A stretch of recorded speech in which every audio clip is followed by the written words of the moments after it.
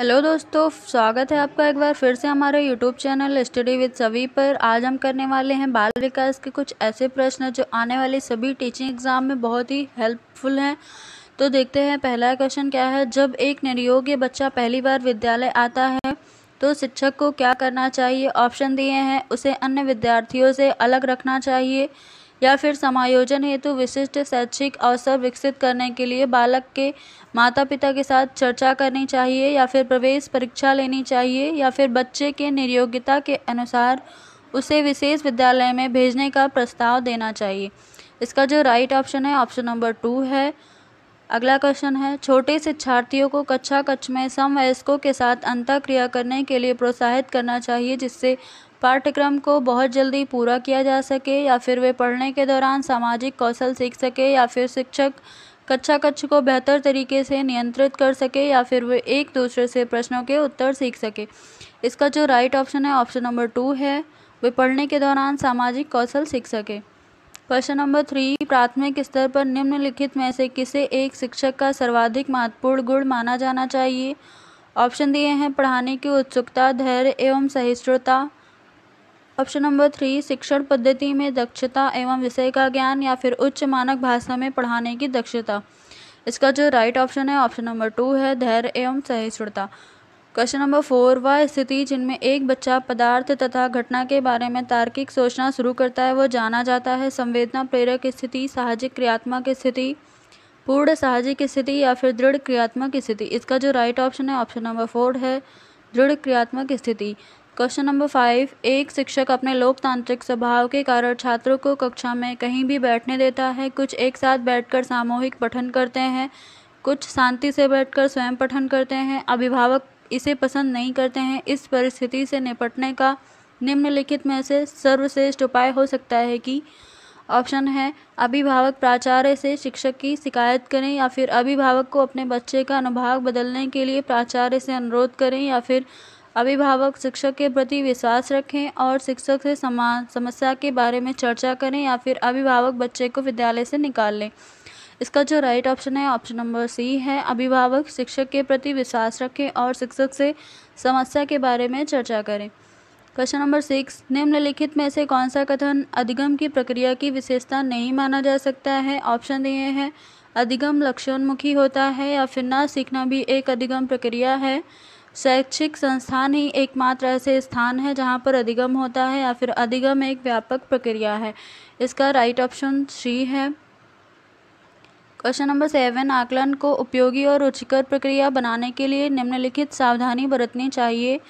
Option है, विद्यालयी तथा सह-विद्यालयी सीमाओं में छात्र के अधिगम के बारे में सूचना एकत्रित करने के लिए विविध तरीकों का उपयोग करने में, या फिर पृष्ठ पोषण देने के लिए तकनीकी परिभाषा का प्रयोग करने में, या फिर अलग अलग छात्रों में तुलना करने में, या फिर छात्रों की बुद्धिमान अथवा औसत शिक्षार्थियों के रूप में पहचान करने में। इसका जो राइट ऑप्शन है ऑप्शन नंबर ए है।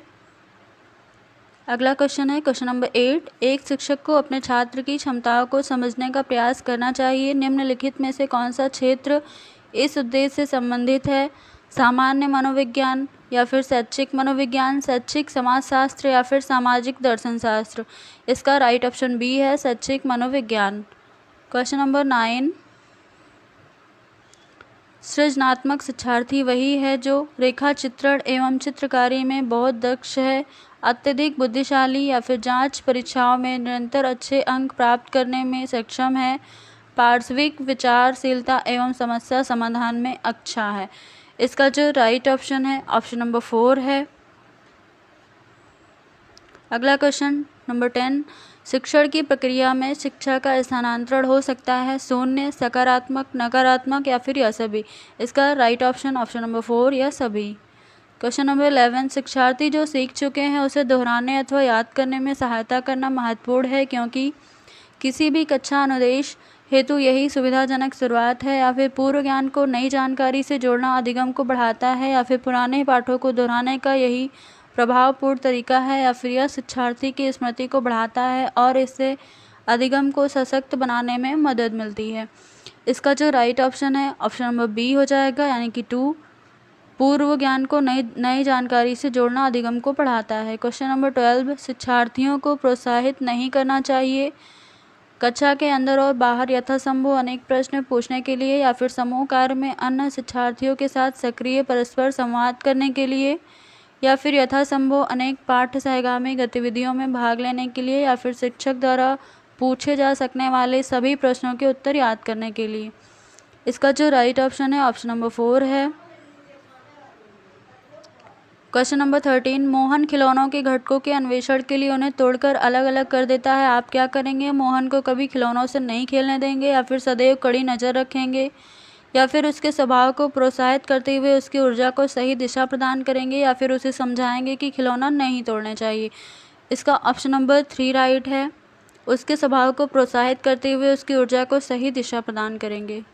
क्वेश्चन नंबर 14, बालक के विकास के सिद्धांत को समझने से शिक्षक को मदद मिलती है। ऑप्शन है शिक्षार्थी की सामाजिक स्थिति की पहचान करने में, शिक्षार्थी की आर्थिक पृष्ठभूमि की पहचान करने में या फिर शिक्षार्थी को क्यों पढ़ाया जाना चाहिए यह युक्ति संगत सिद्ध करने में या फिर शिक्षार्थियों की अलग अलग अधिगम शैली के अनुसार प्रभावपूर्ण ढंग से पढ़ाने के लिए। इसका ऑप्शन नंबर 4 राइट हो जाएगा। अगला क्वेश्चन है 15, निम्नलिखित में से क्या शिक्षार्थियों में सृजनात्मकता का पोषण करेगा? ऑप्शन ए है विद्यालयी जीवन के आरंभ से ही लक्ष्य प्राप्ति पर जोर देना या फिर परीक्षा में अच्छे अंक प्राप्त करने हेतु छात्र को कोचिंग देना या फिर छात्र को श्रेष्ठ शिक्षा के प्रायोगिक मूल्य सिखाना या फिर हर शिक्षार्थी को प्रश्न पूछने का अवसर प्रदान करते हुए अंतर्निहित प्रतिभा को पोषित करना। इसका जो राइट ऑप्शन है ऑप्शन नंबर 4 है।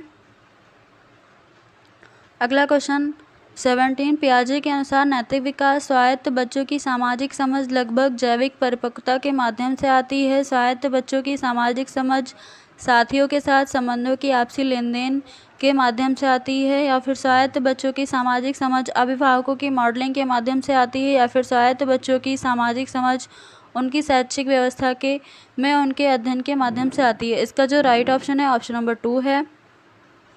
अगला क्वेश्चन नंबर 18, प्रभावी शिक्षण के मानक है संयुक्त उत्पादक गतिविधि, भाषा का विकास एवं प्रसंगाधीन, चुनौतीपूर्ण गतिविधियां और निर्देशात्मक वार्तालाप। ऑप्शन नंबर ए 1 और 2, ऑप्शन नंबर 2 और 3, ऑप्शन नंबर 3 केवल 1 या फिर उपरोक्त सभी। इसका जो राइट ऑप्शन है ऑप्शन नंबर 4 हो जाएगा।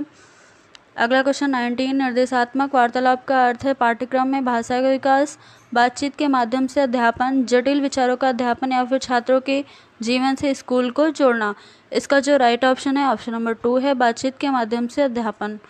क्वेश्चन नंबर 20, एक अच्छे नेता के क्या गुण हैं? लक्ष्य की भावना, आकर्षक व्यक्तित्व, एकल कारण के लिए एक साथ काम करने के लिए लोगों को प्रेरित करने में सक्षमता या फिर उपरोक्त सभी। इसका जो राइट ऑप्शन है ऑप्शन नंबर डी है। हमारे क्वेश्चन यहीं पे ख़त्म होते हैं। फिर मिलेंगे अगली वीडियो के साथ। तब तक के लिए धन्यवाद। लाइक शेयर एंड कमेंट करना ना भूलें।